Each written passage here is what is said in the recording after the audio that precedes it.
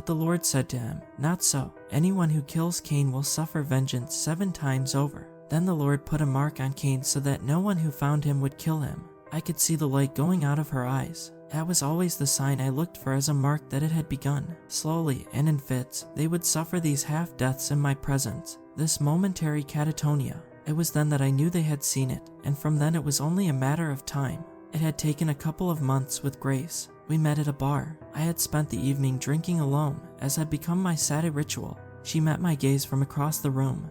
And, Christ, it was exactly like the old cliche. We both felt the magic at the same instant. I'm sure of it, because she walked right up to me and introduced herself. From that moment on, I knew I'd be powerless against her. All she had to do was touch my arm to seal the deal. I tried to stop myself. I really did, but there was nothing I could do. What I had intended to be a one-night stand turned, once more, into a regular thing. And we were all but officially dating 2 weeks later. It had gone so well that I even managed to convince myself that the inevitable wouldn't happen this time around. That Grace was different. She wasn't. One night, as we sat across from each other at my dining room table, I saw her gaze drawn to my chest. It lingered there slightly too long, and it took my calling her name twice before she came back to earth. "Sorry," she said, slightly breathless. For the remainder of the conversation, her typical enthusiasm was replaced with a dull, pensive gaze, which returned again and again to my chest on the left side. I tried to tell myself that it was nothing, that she was merely tired. However, the same thing happened the next night, and every night until she broke it off over text. "Sorry, it's just not going to work out. Goodbye, Lou." And that was the end of it. That night, in the shower, I ran my finger over the left side of my chest and peered down, ignoring the incredible strain this awkward angle placed on my neck and back. A small, misshapen, dark mark pulsed just beneath the surface of my skin, like a neon sign in reverse. And, for what seemed the millionth time, I scrubbed at it with ferocity. This only resulted in the skin surrounding the mark turning pink, and then red before slowly fading back to its normal color. Doctor after doctor had insisted that it wasn't there, and most people seemed totally oblivious to it. The mark only ever seemed to reveal itself to the people I really cared about, and then after an unpredictable length of time. Grace had been slow on the uptake.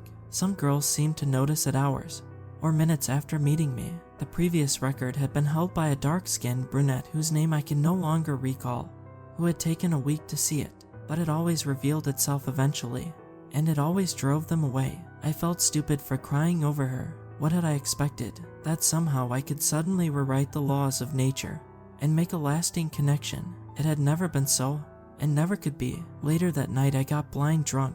Literally, I was so plastered that everything spun, and I couldn't keep my eyes focused. This resulted in a face-down nap in my laundry hamper. This might have been funny under different circumstances, but I wasn't in the laughing mood. When I woke, it was with a start which disturbed my precarious position and left me in my dirty clothes in a heap on the floor. The pain was nothing compared to my headache. Through bleary eyes, I peered at my phone and winced as the light sent sharp stabs of pain through my skull. After blinking a few times, I could handle looking at it for a few moments at a time, and saw that I had apparently spent most of the night calling Grace. She had not picked up even once, but had sent me a text comprised of the ominous and definitive message: "Blocking this number. Don't call again." Another man might have felt himself in the right, despite his inebriated state, in insisting on closure after something like this. I didn't need it, however. I knew why she had left. A lot of the rest of that day was spent in the dark, with an ice pack on my head, trying to recover the ability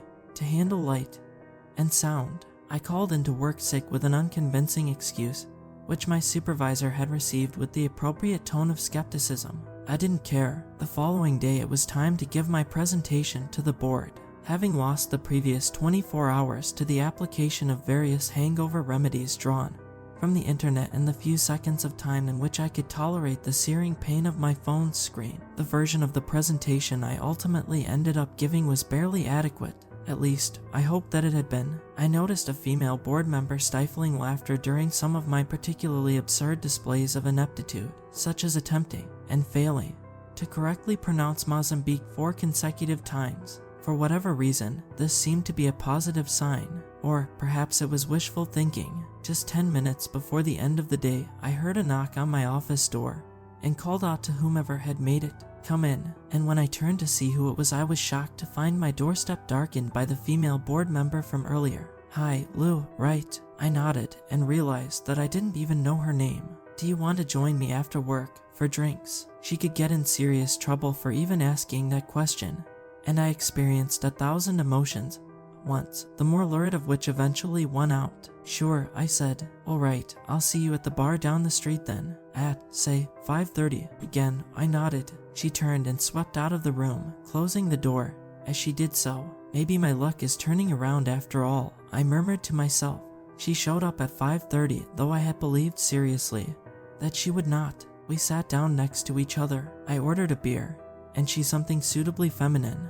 Precisely what it was I cannot recall. As we began talking, it occurred to me again that I didn't even know her name, and knowing that it was impossible to continue a conversation forever without that knowledge, I simply asked her what it was. "Yes, of course you don't know my name." She laughed. "I'm a new addition to the board. I'm Claire," she said, extending her hand. I took it in mine. Soft, smooth, warm. "So was my presentation really that good?" I asked, smiling a little. "No, it was really quite dreadful," she answered, returning the smile and placing her hand on top of mine. "But let's forget that. Maybe we should forget the drinks altogether and go straight back to my place." As she said this, I choked a little on the sip I had just taken. "Really?" I asked, stupidly. "Really," she said, maintaining eye contact. I stood dreamily and allowed her to lead me outside into her car, entirely forgetting about mine, or what would happen to it were I to leave it on the sidewalk for the rest of the night. But just as she was about to turn to open the car door, something stopped her, and she looked at me strangely, directly at the left side of my chest. "I'm sorry, Lou. I just remembered. My sister is coming tonight. I can't. I'll see you later." And with that, she stepped into the car and drove off into the night. Later that night, I woke up in front of the TV with several bottles of beer covering my body, and the TV blaring noisily. My head killed. Sometimes a shower can help with that. So I walked into the bathroom and waited for the hot water to start flowing. Once inside the shower, I sighed deeply and pressed my forehead against the wall, a position with which I was all too familiar. "That's a record, I think," I said to myself.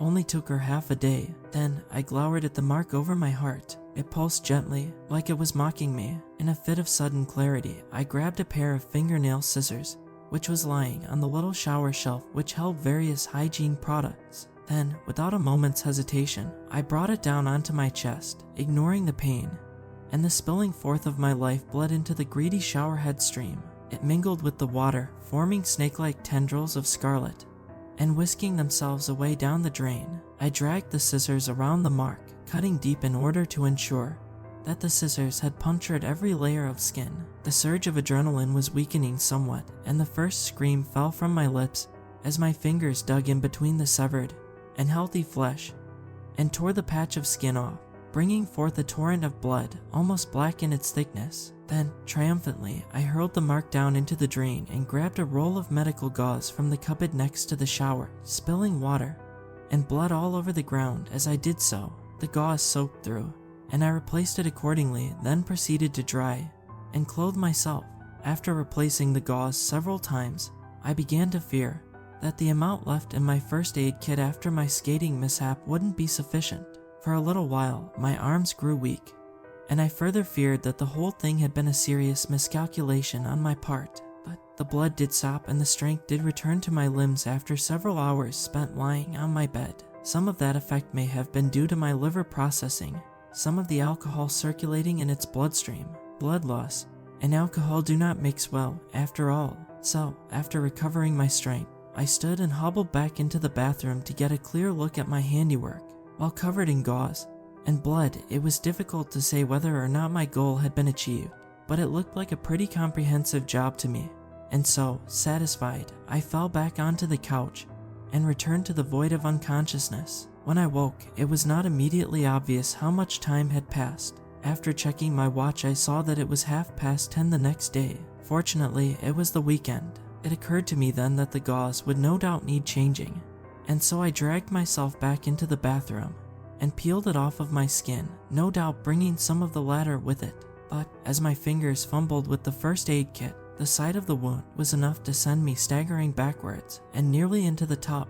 not because it was especially grisly, or infected or in any way unseemingly, but because of what I saw embedded right at the center of the congealed blood and newly forming scab.